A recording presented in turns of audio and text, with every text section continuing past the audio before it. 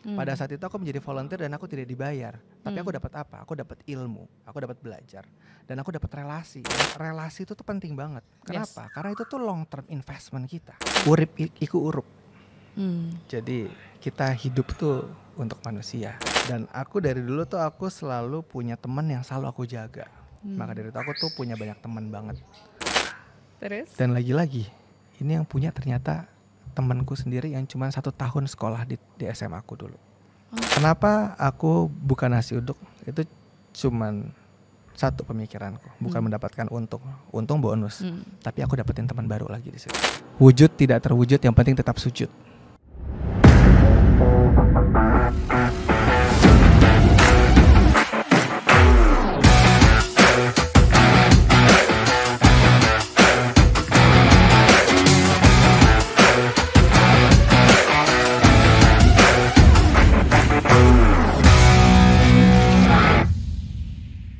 Hai, selamat datang di HIPMI Podcast, pengusaha pejuang, pejuang pengusaha. Dan hari ini spesial banget karena Indah tuh gak sendirian, Indah sudah ditemanin sama bintang tamu yang sangat spesial. Nah, beliau ini punya 12 company, 12 perusahaan, hebat banget ya. Dan gak cuman itu, beliau ini juga menjabat menjadi Wabendum BPD HIPMI Jaya. Siapa lagi kalau bukan Bang Reno Aditya. Selamat datang Bang, apa kabar? Halo, alhamdulillah baik, Baik, sehat, sehat, segar segar banget, semangat. Harus semangat dong. happy. Soalnya kan kita mau ngobrol lama nih. Iya dong. Jadi kita harus semangat. Banda gimana kabarnya, sehat? Baik, alhamdulillah. Nah, Mas Reno, hari ini kita mau mengupas banyak nih tentang perjalanannya Mas Reno. Boleh ya? Boleh dong. Boleh. Ini kan Indah baca ada 12 perusahaan. Ya. Kalau boleh Indah ingat tuh ada perusahaan pupuk, Betul. ada construction, Betul. ada F&B juga. Ini mau Betul. nyaingin Indah nih kayaknya. Terus ada macam-macam. Mas tolong dong diceritain background ataupun backgroundnya dulu deh. Ya. Kok bisa punya 12 usaha? Memang garis keturunan apa namanya keluarga pengusaha atau bukan? Boleh diceritain ya? Sebenarnya bukan. Oke. Aku adalah generasi pertama di bisnis aku. Wow. Jadi aku bikin semua usaha ini semuanya dari scratch. Sebentar, dari nol. dari scratch dari nol. Ya. Oke. Orang tuaku sendiri, ayahku tuh dulu mantan ABK kapal, ABK kapal, anak buah kapal. bukan yang punya kapal. Bukan. Oh, bukan. Oke. Beliau itu adalah ABK kapal Oke. dulunya. Ibuku itu dari desa, dia dapat beasiswa ke Jakarta untuk kuliah di Jakarta. Oke. Ceritanya seperti itu, background keluargaku. Dan dari kecil aku sangat-sangat diajari sama orang tuaku itu untuk selalu bisa membantu banyak orang, Oke. gitu, bermanfaat banyak orang, Oke. dan punya dampak untuk orang. Jadi atas dasar filosofi itulah yang membuat aku jadi sekarang. Wow. Jadi aku sangat-sangat berterima kasih banget sama orang tuaku. Luar biasa ya, tepuk tangan ya orang tua yang sangat memberikan banyak bekal dan inspirasi untuk ke depan. Tapi kalau ngomong-ngomong untuk memulai bisnisnya itu gimana? Mas Reno sendiri yang menemukan atau Mas Reno belajar dari somebody else? Gimana, ceritain dong Mas. Jadi aku dari SMA itu sebenarnya sudah bisnis. Dari Oke. SMA itu aku sudah jualan baju bola. Karena Udah dulu aku dagang main ya? bola. Betul, aku dagang. Jadi tambahin duit jajannya itu dari aku jualan baju bola. Jadi jualan ke teman-teman atau buka Jualan toko ke nih dulu? teman-teman. Oke. Teman-teman yang punya tim bola, lagi ada acara-acara cup gitu, aku yang bikinin baju bola. Kamu bikin gitu ya? Aku yang bikinin, aku ke penjahitnya, Wow. terus aku ke itu, jadi aku usahain dapat untung kecil-kecil lumayan buat duit jajan malam minggu kan. Oke. Gitu. Lalu aku lanjut kuliah. Pas kuliah itu aku itu kuliah di Trisakti. Trisakti, oke. Ambil jurusan ekonomi. Ekonomi. Di situ aku sempat bekerja menjadi volunteer di Java Jazz. Oh, kayak event besarnya Java Jazz yang suka ada di PRJ gitu. Betul. Sebagai LO. LO. Kenapa aku mau ngambil pekerjaan itu? Karena dulu aku punya prinsip kalau aku bisa dapetin 3 hal dan aku dapetin 2 dari 3 itu aku ambil. Jadi 3 unsur itu tuh ada. 1 adalah uang, yang kedua itu adalah pembelajaran, yang ketiga adalah relasi. Yep. Kalau aku bisa dapetin 2 hal dari 3 itu aku ambil.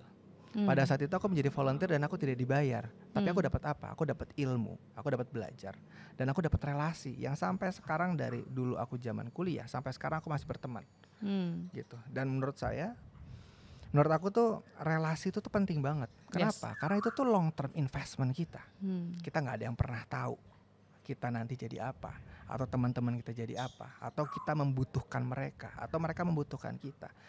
Karena dari dulu di keluargaku sendiri tuh aku diajarin itu, aku orang Jawa, bahwa Kalau boleh tahu Jawa mana nih? aku Jawa Tengah. Oke, Jawa Tengah. Jadi urip iku urup. Hmm. Jadi kita hidup tuh untuk manusia. Untuk manusia. Gitu. Karena kan di agama pun juga diajarkan bahwa kita 50% hablum minanas, 50% hablum minallah. Gitu Luar loh. biasa loh. Sosok Bang Reno yang begitu metropolitan gitu ya, tapi memang kaya sekali dengan nilai-nilai agama. Itu jarang, Mas. Ya. Jujur aku impress lah, kagum. Oke, Mas, dilanjutkan. Oke, ya udah, lalu aku ngambil jadi volunteer di Java Jazz itu aku lumayan lama, dari tahun 2008 sampai tahun 2010 pada saat itu. Sampai akhirnya aku 2010 aku mulai skripsi. Oke. Aku kejar kuliah aku, lalu di 2011 akhir itu aku selesai dengan IPK 2,68. Ya, cukup lah ya itu ya. Tidak cukup. Karena kan IPK minimal kan harus 2,75. Iya, betul. Tapi ngomong-ngomong, untuk biaya kuliah sendiri, terus kemudian memulai bisnis kecil-kecilan itu awalnya didapat dari menabung atau dari orang tua? Nah, menabung aja kita, Menabung ya. cari, kita Luar berdagang biasa. aja di situ. Terus ya udah, lalu aku dapetin tadi ya, balik lagi aku kerja di Java Jazz, dan lalu aku bisa dapetin pembelajaran dan dapat juga ilmu juga, dan dapat relasi juga, dapat teman-teman baru juga. Lalu lanjut cerita, tadi aku lulus kuliah dengan IPK 2,68 itu. Disitulah aku punya pemikiran bahwa kayaknya aku nggak bisa deh nih kerja di tempat atau di perusahaan besar. Karena kan sudah pasti kan secara minimal nih masuk ke perusahaan itu harus IPK-nya minimal 3. Iya, iya. Dengan IPK cuma 2,68 aku mau ngapain? Iya, gitu iya, kan. iya. Dan aku dari dulu tuh aku selalu punya teman yang selalu aku jaga. Maka dari itu aku tuh punya banyak teman banget. Dari dulu aku selalu yang menjaga adalah yang namanya etika sama integritasku. Gitu loh. Kenapa? Karena kita nggak ada yang tahu, lagi-lagi bahwa kita nggak ada yang tahu nih nanti kedepannya kita membutuhkan atau tidak. Gitu.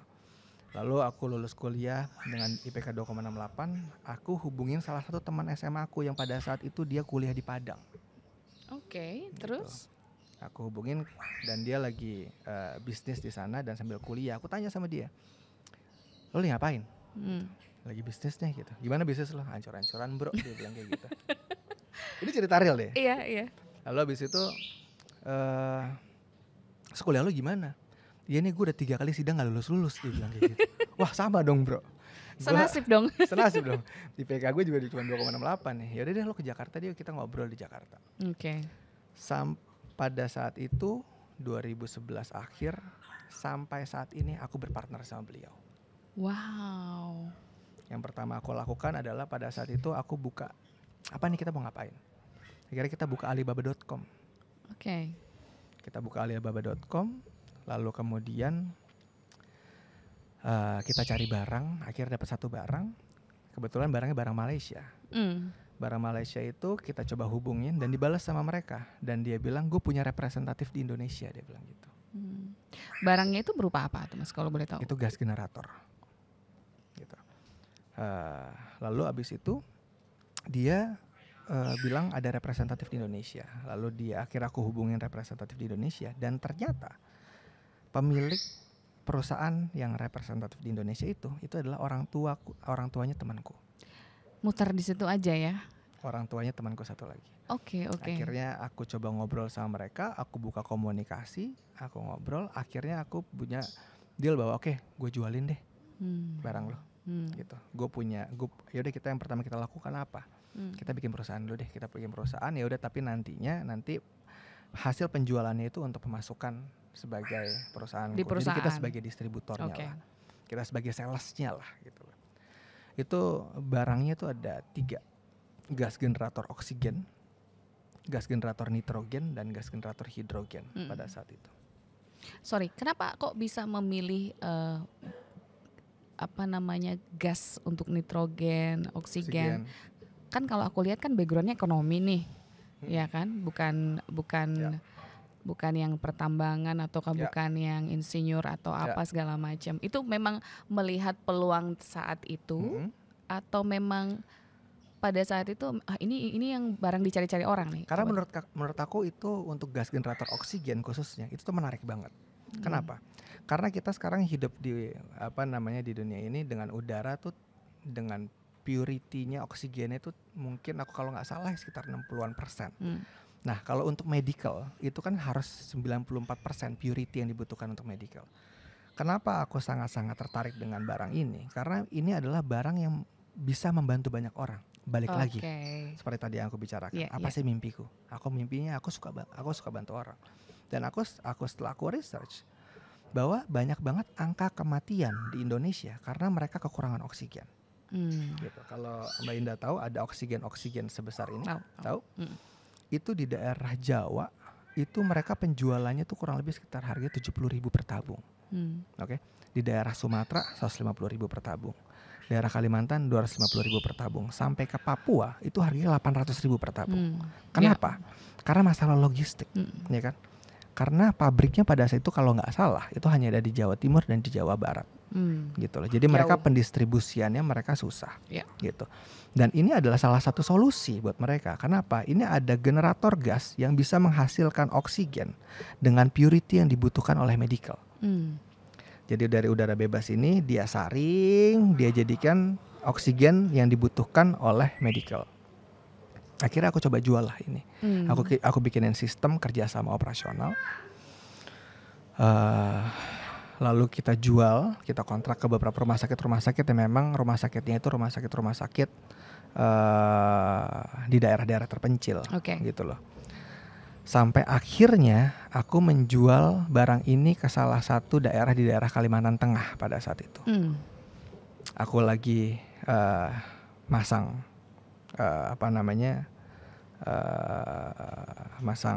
masang oksigennya, masang barangnya. Itu di rumah sakit berarti? Di rumah sakit, betul.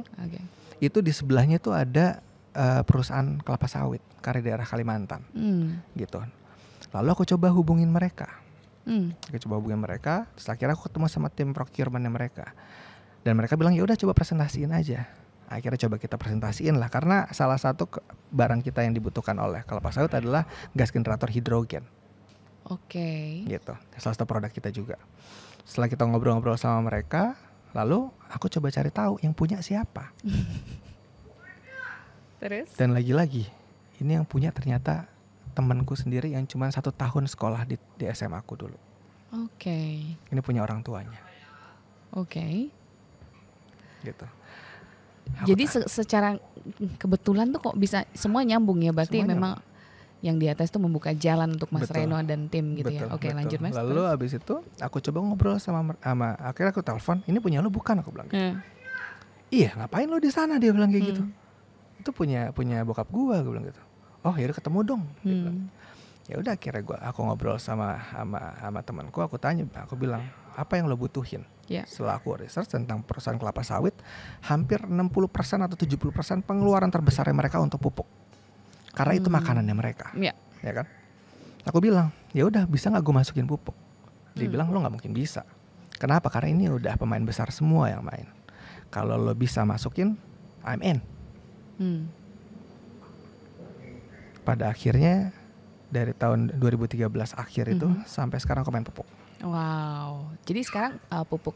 Jadi sekarang produksi atau memang ekspor import trading aja Mas? Iya, aku trading aja, impor juga. Lalu kita produksi di Indonesia, kita blending di Indonesia, lalu kita jual ke perusahaan-perusahaan, ke perkebunan, pertanian dan lain-lain.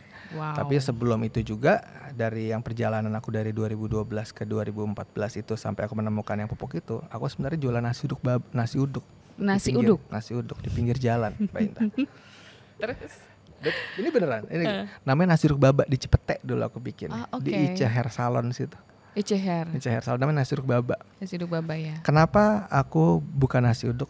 Itu cuman satu pemikiranku, bukan mendapatkan untung bonus, tapi aku dapetin teman baru lagi di situ. Gitu. Orang yang makan di situ. Betul. Jadi aku punya rumus dalam hidupku itu adalah 8 kali 3 dalam 24 jam aku. 8 jam yang pertama aku adalah istirahat, 8 jam yang kedua aku adalah ngejalanin main bisnis aku, dan 8 jam yang ketiga aku lebih relasi. Gitu. Yes. Dan itu yang aku lakukan. Iya. Gitu. Jadi tadi boleh diulang Mas, biar mungkin teman-teman yang lain kan bisa terinspirasi. Jadi dalam hidup ada 24 jam. Dalam 24 jam terbagi dalam 8 kali 3. Terbagi 3 segmen ya. 3 segmen. 8 jam 8 buat jam yang tidur pertama cantik, buat istirahat. 8 jam yang kedua adalah ngejalanin main bisnis. Main bisnis maksudnya kerja lah ya hari-hari. 8 jam berikutnya kita berelasi. Tapi by the way kalau kita bicara berelasi kan banyak juga orang mengartikan berelasi itu mungkin nongkrong, begaul, apa segala macam. Itu termasuk kan Mas? Termasuk. Dan itu Iya. memang harus tanamkan dan dilakukan, bahwa kita berelasi tuh nggak hanya sekedar kita bicara masalah bisnis. Yes. Tapi kita ngebangun hubungan. Betul. Kita ngebangun chemistry. Gitu loh. Nggak mungkin yang namanya kita secara bisnis tuh kita langsung gue punya ini tanpa ada langsung relasi, dare tidak gitu, ada. nggak mungkin. Pasti harus ada yang namanya chemistry dulu yang dibangun. Yes. Sama aja kayak orang pacaran dan dia mau nikah gitu loh. Nggak mungkin dia tiba-tiba ujuk-ujuk nikah gitu loh. Dia pasti akan ditunangan dulu, pacaran dulu, tunangan dulu, dan dia nikah gitu loh. Jadi kan chemistry itu harus kita build. Tapi untuk Mas Reno kan punya 24 jam tadi dibagi 3. Tapi untuk pasangannya Mas Reno sendiri komplain nggak untuk dibagi 3? Dan mungkin ini di luar podcast yang seru ini ya. Pasangannya Mas Reno itu masuk yang 8 jam ke berapa ya lah? Itulah. Tapi itu beda. Ini beneran fakta bahwa aku sampaikan ke istriku di saat aku sebelum nikah sama beliau. Oke. Aku bilang sama istriku, sayang, kalau misal aku punya kehidupan seperti ini. 24 jam tadi diceritain dong ya. Dan aku adalah generasi pertama di bisnisku. Dan aku mau nge-build ini secara masif. Kamu tolong izinkan aku untuk aku pulang malam. Kalau kamu oke dengan hal itu, kita deal, kita menikah. Kalau kamu tidak, ya nggak apa-apa. Yes, tapi ini hidup aku dan memang harus aku ceritakan. Iya betul. Dan tapi kan akhirnya aku mendapatkan hasil dari apa yang aku lakukan. Gitu. Sehingga istri pun bisa mengerti ya bagaimana sosoknya Betul. Mas Reno ini bekerja keras dan bukan main-main, serta menempatkan strategi-strategi dalam kehidupan sehari-hari, walaupun itu sebenarnya simple Mas. 24 jam dibagi 3 itu simple, tapi dampaknya itu besar. Ya. Itu luar biasa. Itu sebenarnya merupakan sebuah kedisiplinan diri. Ya. Luar biasa. Mas, itu kan tadi cerita tentang bisnis yang pertama. Ya. Tapi kalau Indah mau tanya tentang bisnis yang benar-benar membawa Mas Reno jatuh bangun, roller coaster, tapi untungnya memang luar biasa. Ya. Ceritain Mas. Ya. Kira-kira yang mana? Ya, jadi tadi kalau roller coaster dari awal aku mulai bisnis itu semuanya roller coaster. Semuanya. Dan itu tidak pernah ada yang enak. Dan aku hanya ingin sampaikan mungkin ke teman-teman semua, enjoy the process. Karena once kita bisa enjoy proses itu, kita akan tahu bagaimana selak beluk bagi bisnis itu berjalan. Karena sudah pasti kita ini adalah pemainnya sendiri, gitu loh. Kita harus involve langsung ke dalam bisnisnya. Jadi kita tahu secara A sampai Z bisnisnya itu seperti apa, gitu. Dan itu poin penting, gitu loh. Dan ini yang harus dijalankan. Kenapa? Karena kalau kita tidak tahu, nanti akhirnya kita dibohongin sama orang. Betul. Gitu. Sama tim kita, sama tim kita, anak buah atau apapun itu. Jadi aku benar-benar dari aku 2012 sampai saat ini, mungkin aku hampir 2 tahun belakangan ini aku udah mulai bisa delegasi kan ke orang-orang. Karena sekarang memang apa bisnis yang aku jalankan secara grup ini adalah ini sudah berjalan semuanya. Gitu. Seperti tadi yang Mbak Indah bilang, sekarang aku punya beberapa anak perusahaan. Jadi main bisnisku awalnya memang di pupuk.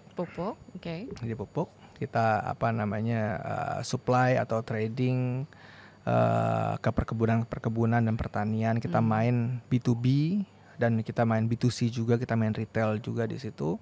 Lalu kemudian aku ada logistik. Kenapa aku punya pemikiran logistik? Karena pengeluaran terbesarku dari pupuk salah satunya adalah dari logistik. Kenapa? Karena kita harus kirim kan. Ini kan kita Indonesia kan kita butuh logistik. Maksudnya shipping gitu ya Mas? Shipping. Jadi aku sekarang ada logistik yang kita membawahi, ada warehousing, ada bongkar muat, ada shipping sama tracking. Yang memang itu harus untuk menunjang bisnis pupuk aku. Modal awalnya itu dari mana itu? Modal awalnya dari nabung. Dari nabung. Dari nabung yang aku ngejalanin bisnis pupuk ini dari 2014 sampai sekarang. Tapi aku baru mulai logistik itu di tahun sekitar 2018-2019. Jadi Mas Reno ini punya keuntungan daripada bisnis-bisnis itu betul-betul ditabung untuk bisnis lainnya. Jadi bukan untuk kayak spending fast car gitu, fancy car, beli rumah yang ada liftnya gitu, mungkin lift luar dalam, terus ada kolam renang di dalam. Aku belum sampai di titik itu. Oh belum. Tapi aku akan mencoba untuk sampai di titik itu. Iya pasti you will. Dan aku yakin kayak semua orang terkaya di dunia pun akan melakukan hal ini juga sebelumnya. Mereka berdarah-darah dulu awalnya. Kalau di first generation mereka seperti itu, gitu loh. Ya kalau mereka second generation atau third generation ya mungkin mereka akan lebih mudah mendapatkan aksesnya. Tapi kan ini aku harus bikin aksesnya itu kan penting sekali, gitu loh. Jadi tipsnya tadi kedisiplinan waktu 24 jam tadi dibagi 3, kemudian enjoy the process, kemudian apalagi tadi Mas keras. Menabung untuk bisnis-bisnis berikutnya, terus kerja keras untuk mencapai yang tadi ya, rumah yang besar, liftnya di luar dalam, ada kolam renang dia. Liftnya di luar dalam gimana tuh? Saking mewahnya Mas. Lanjut Mas terus. Ya gitu, akhirnya aku sekarang ada logistik juga, lalu juga ada perkebunan kecil. Dan itu masih join sama sahabatnya Mas tadi itu ya? Sama. Luar biasa ya. Itu ada di HIPMI juga nggak tuh temannya? Ada. Oh ada ya. Luar biasa. Lalu sekarang juga ada kontraktor. Kenapa aku ada kontraktor? Karena kebetulan ada teman SMA aku juga, anak HIPMI juga. Dia punya perusahaan interior design. Dan kebetulan aku ada kebutuhan untuk bangun-bangun rumah karyawan, mes atau pergudangan di perkebunan, karena kan basic aku di pupuk ya. Pupuk, yes. Ya. Ada opportunity di situ, jadi aku bilang ya udah kita gabung aja. Jadi akhirnya kita merge bareng sama dia. Jadi masuk ke grup aku juga, jadi ada kontraktor, ada interior design juga. Lalu kemudian juga ada F&B. F&B juga gara-gara ada partnerku punya saudara yang saudaranya itu chef di kapal. Dan dia bilang bahwa gue udah setahun 2 tahun nih gue nggak pulang-pulang mau ketemu istri gue. Apa yang lo bisa kasih kerjaan ke gue? Aku tanya, ya udah lo bisa ngapain? Bisa, gue chef. Ya udah lo bikin produk aja. Ya udah akhirnya dia bikin produk juga. Akhirnya dia bareng lagi sama kita bikin produk. Kita ada produk F&B juga. Itu lebih restoran atau retail, makanan jadi atau retail, jadi kita bikin produk sendiri, namanya ada Fishabu, itu fish and chips, sama ada patatas itu Dutch fries, sama ada kita beberapa ada invest beberapa restoran, salah satunya Dailah ini yang kita baru buka juga di Dharma Wangsa. Lalu abis itu ada finance sama tax consulting. Kenapa? Karena ya kita hari gini sih penting sih. Karena aku orang yang sangat taat dengan pajak. Jadi menurut aku itu adalah kewajiban kita sebagai wajib warga negara. Jadi menurut aku ya kita harus membantu banyak orang yang memang dia membutuhkan perpajakan atau financial pekerjaan-pekerjaan jasa untuk jasa itu keuangan lah gitulah. Lalu kemudian yang terakhir apa lagi ya? Apalagi satu bisnis unit lagi. Pupuk sudah, kontraktor sudah, F&B sudah. F&B, finance tax consulting. Tax consulting, satu lagi apa ini? Sama toko baju. Toko baju, iya. Toko bajunya apa? Baju olahraga kah? Ya, jadi kita ngambil dari beberapa dari luar negeri kayak branded gitu. Branded gitu. Kayak, jadi kita bikinin toko. Dan kebetulan itu adalah kita bareng sama teman juga yang dimana kantornya itu di sebelah kantor kita. Dan ya itu sebenarnya produknya mereka, tapi ya kita coba bareng mereka. Sekarang lagi masa penjajakan. Wow, luar biasa. Dan tokonya ada di Skirts itu di mana Walter mungkin sih. Jadi aku tuh kebayang ya Mas Reno, setiap hari tuh harus tanda tangan banyak. approval daripada perusahaan pupuknya, logistiknya, semuanya. Terus harus baca file itu banyak, ya kan? Itu tuh memang pengusaha itu nggak cuman kita memaintain brand kita aja, tapi juga fisik juga ya. Nah itu kegiatannya Mas Reno dalam menjaga kesehatan itu ngapain aja Mas? Olahraga. Olahraganya apa? Aku suka banget olahraga dari dulu, dari Oh kecil. oke. Aku dari kecil suka main bola. Main bola pasti lah ya cowok-cowok ya. Terus lari. Tapi gara-gara kakiku patah, jadi aku sekarang stop main bola. Jadi aku sekarang lari. Sepeda. Oke. Di kantor tuh kita emang bikinin setiap hari Rabu sama Jumat tuh kita olahraga di kantor, kita panggil coach. Jadi kita siapin alat-alat gym di kantor. Jadi aku pengennya semua karyawan atau teman timku yang ada di kantor tuh semuanya juga sehat dan fit semuanya. Terus karena aku suka banget olahraga. Ya harus imbang lah, ya kan kita nyari duit terus tapi ya badan juga mesti diolah ya kan. Iya. Terus berikutnya nih Mas, ada nggak sosok pengusaha ataupun kelas dunia maupun kelas Indonesia yang menjadi favoritmu, role model lah untuk di dunia pengusaha? Role model di dunia pengusaha ya. Kalau aku melihatnya ya, sebenarnya karena aku sekarang di HIPMI dan aku aktif di HIPMI, aku tuh sangat-sangat melihat bahwa persahabatan di HIPMI itu tuh memang panjang. Dan aku melihat contohnya itu ya grupnya yang mereka temenan dari kecil, dari SMA, kuliah seperti Pak Sandi, Pak Erick Thohir, Pak Rosan, Anindya Bakri, Lutfi, itu mereka semua sahabatan. Itu bestie lah ya, satu angkatan dan bestie. mereka semua bareng-bareng di HIPMI dan sekarang biasa. Mereka yang menjadi orang terbaik, salah satu terbaik di Indonesia. Yes. Negeri. Yang memimpin ya saat ini. Dan menurut aku itu menjadi salah satu contoh yang dimana bahwa itulah long term investment tuh itu. Jadi mereka adalah sosok-sosok panutan bisnis. Betul, ya. Dan kita sama-sama saling ngebantu satu sama lain gitu loh. Pasti orang-orang tuh pasti ada kesulitan satu sama lain. Dan yang perlu kita jaga adalah itulah, kita jangan pernah yang namanya kita cari musuh. Iya dong, jangan keboleh. Lebih baik kita punya banyak teman. Making friends lah justru. Koneksi. Punya satu musuh lebih banyak dibandingkan punya 1000 teman kan. Iya betul. Ribet aja kalau udah punya musuh ya, kita pasti jelek terus. Walaupun kita udah mau baik tetap aja jelek. Iyalah. Nah Mas Reno, untuk peluang bisnis ke depan nih, ya Mas Reno tau lah sekarang kan kita gejolak politik yang luar biasa. Kemudian after COVID yang memang gak mudah, terus ekonomi yang tidak pasti, perang. Kira-kira lini bisnis apa yang menurut Mas Reno sendiri masih bisa digarap untuk ke depan? Biar teman-teman di rumah nih yang nonton podcast HIPMI ini juga terinspirasi lah, ada ide gitu. Kalau misalnya lini bisnis sebenarnya sekarang yang sangat-sangat digandrungi ya, atau sangat-sangat memang ke depannya baik itu ya perihal masalah tech ya. Apa? Teknologi. Tapi kan sebenarnya kan kalau kita bicara teknologi ini kan kita bicara masalah digitalisasi atau digitalisasi transform gitu loh, transformasi digitalisasi gitu loh. Tapi kan itu dua hal yang berbeda gitu loh. Nah, kita kan sebenarnya apapun bisnisnya itu kan bisa digitalisasikan. Yes, betul. Gitu loh. Kayak contohnya aku logistik gitu loh. Atau kita bicara Gojek deh gitu. Yes, Gojek kan itu kan bukan makanan ya, tapi let's say kayak misalnya kayak Gosen gitu misalnya. Itu betul. kan dia kan cuma antar barang. Itu kan Gojeknya dia pergi. Tapi kan itu digitalisasikan. Go clean. Betul. Nah, maksud aku sekarang mungkin ranahnya karena sekarang udah tipenya udah kita hidup di dunia digital.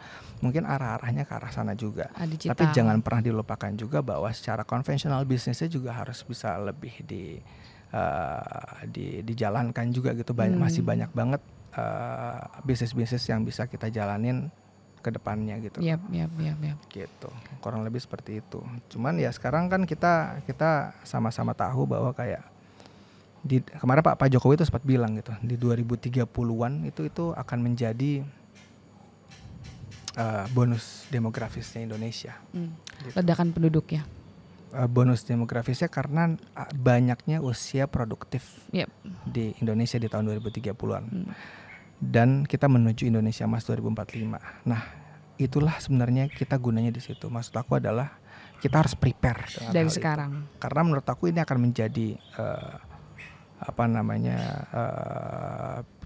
dua mata pisau juga gitu. Ini bisa jadi baik banget atau bisa jadi flop. Betul. Tergantung bagaimana kita mempersiapkannya.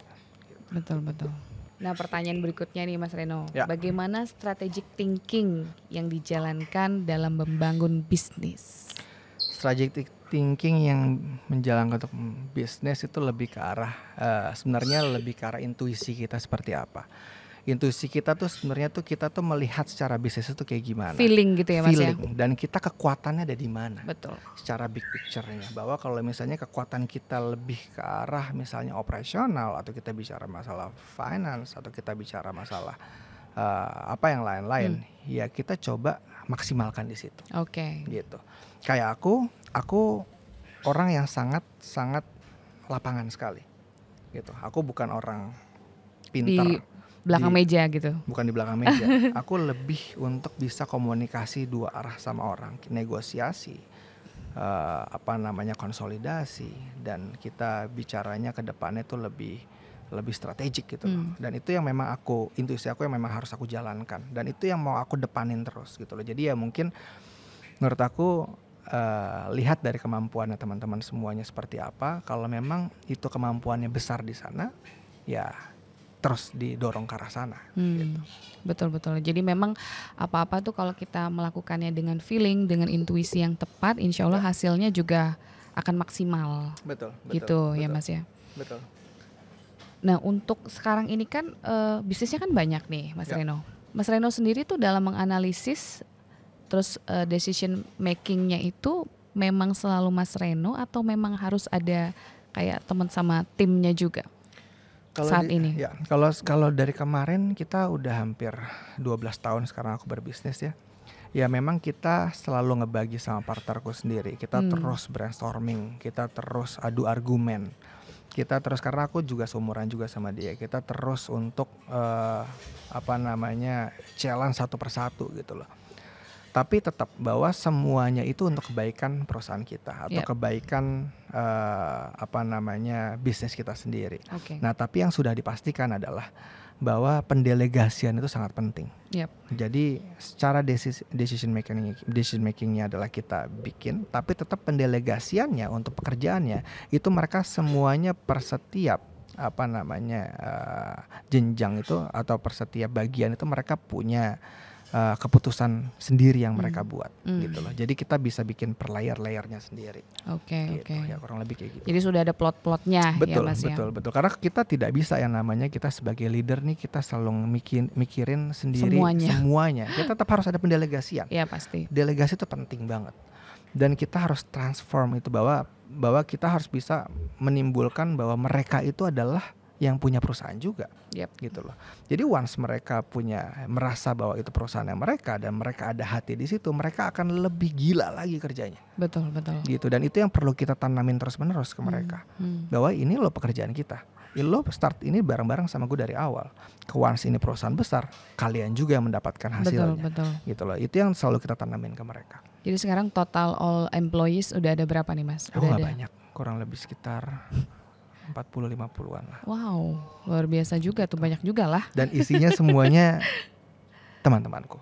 Oh, oke. Teman-temanku, saudaranya temanku. Karena satu hal bahwa aku punya prinsip ya, kita tahu juga bahwa ya orang yang pertama kita bantu adalah keluarga, yang kedua adalah orang terdekat, yang ketiga baru orang lain. Baru orang lain. Tetangga jangan lupa loh, tetangga juga jangan lupa. Tetangga itu orang dekat juga lah. Iya, betul. Mas, sebelum kita masuk ke jenjang berikutnya nih pertanyaannya, jadi sampaikan dong Mas prinsip hidupnya Mas Reno tadi itu apa, biar teman-teman juga bisa terinspirasi. Prinsip hidup untuk teman-teman yang lain gitu.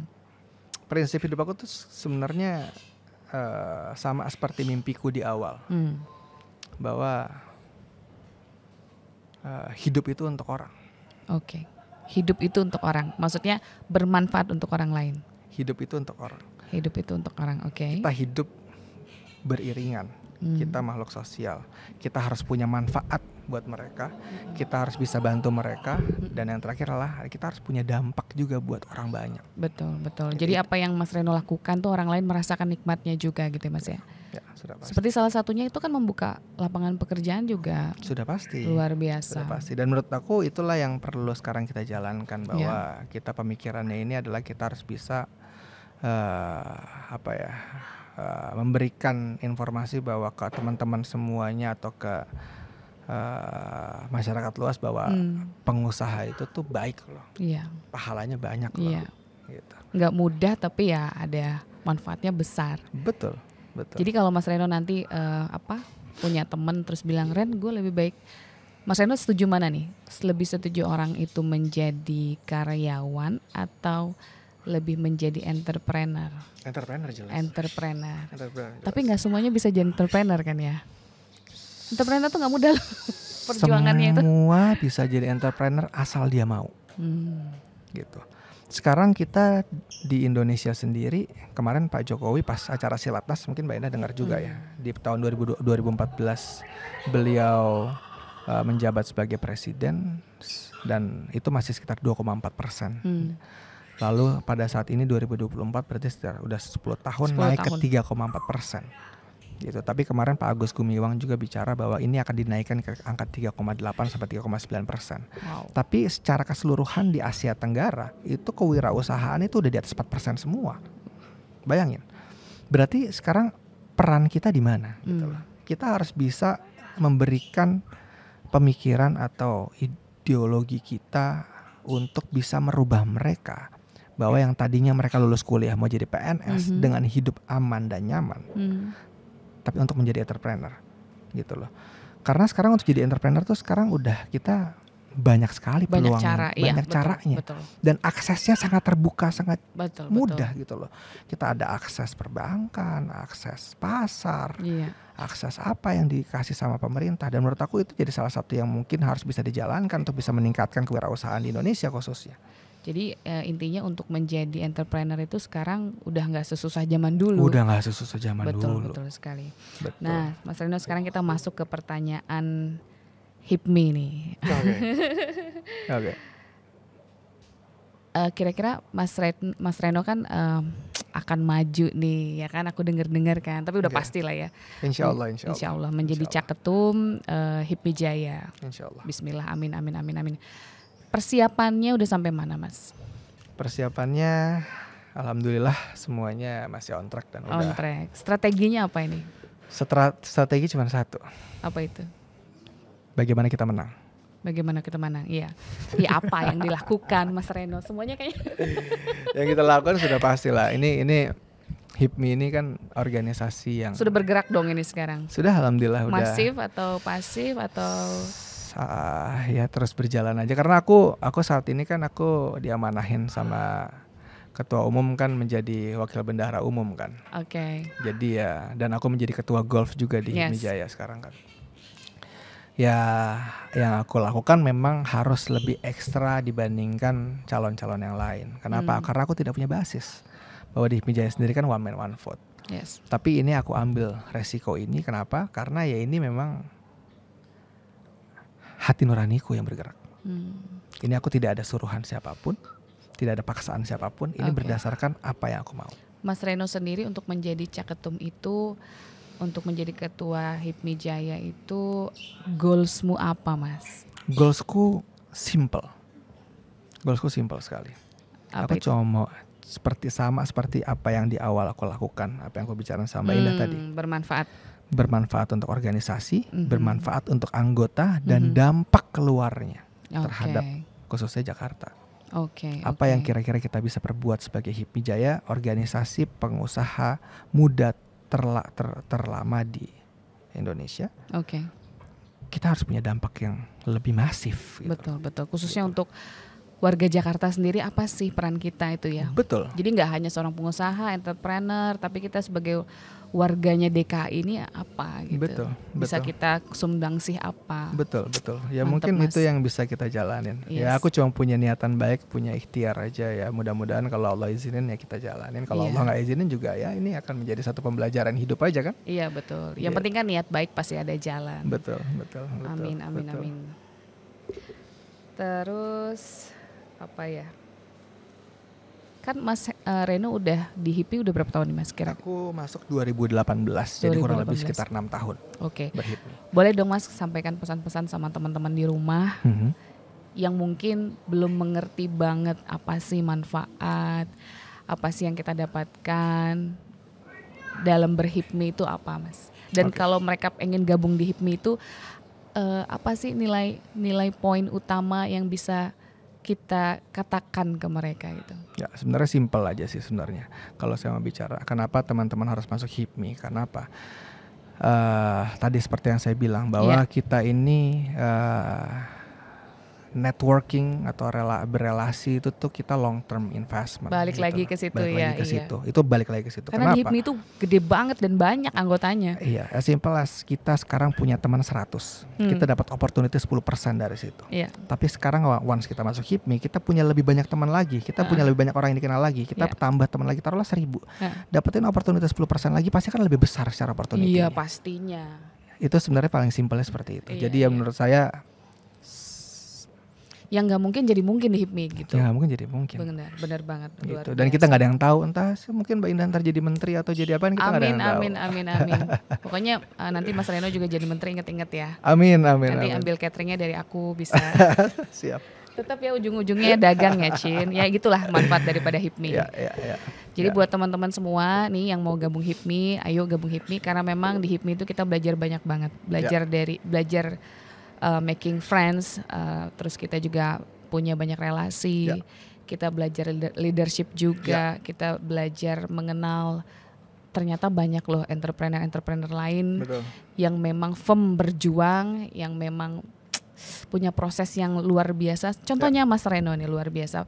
Kita harus bangga ya sebagai young generation, ya salah satunya seperti Mas Reno bahwa di Indonesia itu banyak loh, nggak cuma di luar negeri aja, bahwa Indonesia itu pengusaha mudanya tuh juga nggak kacang-kacang gitu, dan kita bukan karbitan, dan di Indonesia itu pengusahanya juga punya seni dan punya kualitas dan nggak main-main. Selama ini kan kita selalu dipandang sebelah mata sama apa namanya dunia di luar lah ya, tapi Indonesia itu harus kita buktikan. Ini contohnya Mas Reno yang akan membangun pengusaha Indonesia ini menjadi lebih baik lagi. Harus.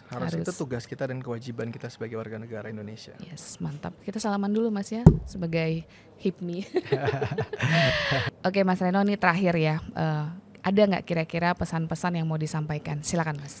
Pesan-pesan yang disampaikan buat teman-teman semua, teruslah berbuat baik, teruslah bermanfaat buat orang, dan menjadikan dampak untuk semua orang. Dan satu hal yang dari dulu saya selalu sampaikan ke teman-teman, ada satu quotes yang saya lihat ini di saat saya perjalanan saya naik motor pada saat itu, lagi saya mulai usaha bisnis, adalah cuma satu yang saya dengar sampai sekarang. Wujud tidak terwujud, yang penting tetap sujud. Mungkin itu saja. Wes, wujud tidak terwujud, yang penting tetap sujud. Tetap sujud. Luar biasa. Terima kasih atas waktunya Mas Reno Aditya. Mudah-mudahan sukses semua apa yang direncanakan dan apa yang diinginkan tercapai semua di tahun ini. Amin ya rabbal alamin. Oke, HIPMI Podcast, ceritakan pengalamanmu, promosikan bisnismu. Sampai jumpa. Dadah.